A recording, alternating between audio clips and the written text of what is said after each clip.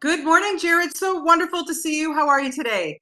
I'm well, thank you, Bonnie. Good to see you too. Fantastic job in this. And Harry Seldon, come on, those are big shoes to fill. Were you a little bit nervous about this? This is a big deal, my friend. Um, if the job doesn't make me really nervous, I don't take it.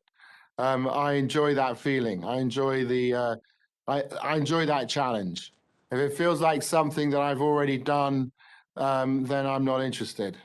Well, So yes, I was nervous and excited by it. okay, so tell me a little bit about, first of all, I want to know, are you a sci-fi fan? Is this something that was just at you, you really were interested in right from the get-go? Yeah, I love sci-fi. It's not my first foray into sci-fi, and what I was attracted to by this was, yes, it is a tale that exists within the sci-fi genre, but and it's obviously it's a big, ambitious, epic adventure story. It's political intrigue. It's almost philosophical as well in some of the things that it deals with, but it was taking a swing at some really, really big ideas. And that appealed to me as well. And here he is, this extremely brilliant mathematician, authoritarian.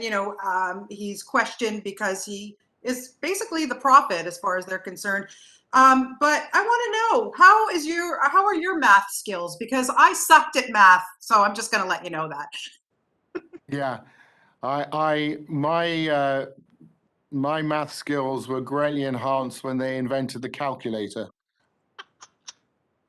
I'm with you Yeah. 100%. So how did you get into the mindset of this guy? I mean, here, look, you've got the source material, you've got the books, you've got this great script. Was it something that you went back and maybe even read some of the books, or how do you wrap your mind around a guy like Yeah, I Harry? definitely went back and I read the books. You avail yourself of everything that you think might possibly help. I went and read the life story of various scientific figures, people who were groundbreaking in their era.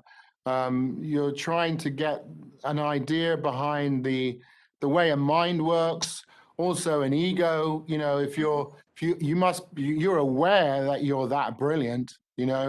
Um, and that creates a certain self.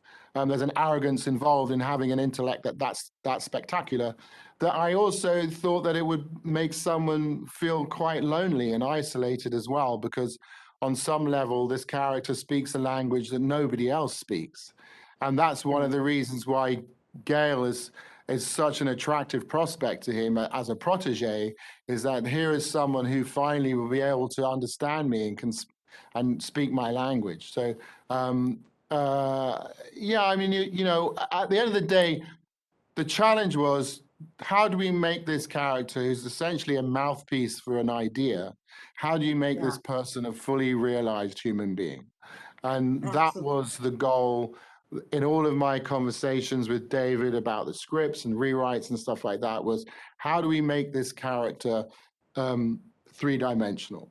Because I wasn't interested in playing some sort of dry aesthetic academic, and it's like a human version of Hal and the computer in 2001. That didn't entertain me at all.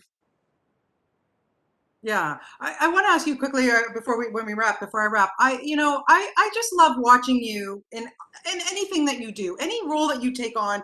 You make it seem so effortless. And just here in Toronto or Canada, we were just able to watch The Beast Must Die, which again, like, you just play such a meanie. Like I love it. But when you play as opposed to doing a film, when you get to work on a series, something like this, and you really get to flesh out a Hmm. character over 8, 10, whatever episodes, what kind of thrill is that for you as an actor?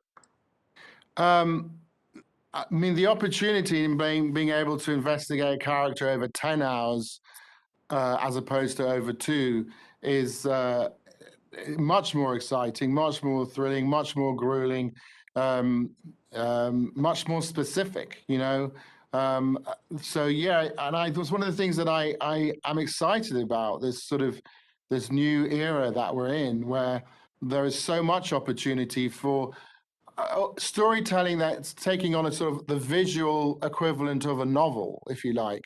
and where you are not, you don't, and it's not that you just investigate. Feature films tend to investigate a story from the point of view of the protagonist, and that's it.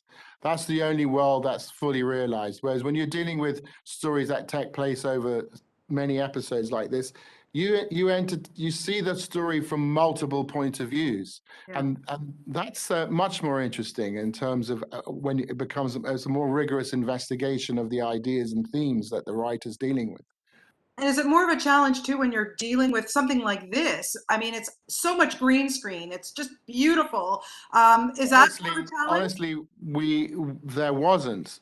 Oh, We one of the decisions that David and the producers and the production team made was they wanted to be all as practical as possible, so limit the amount of green screen. So we went to 5 or 6 different countries to represent the different planets that we're on. We were properly on location in those places. When we were on sets, they were fully built, realized sets.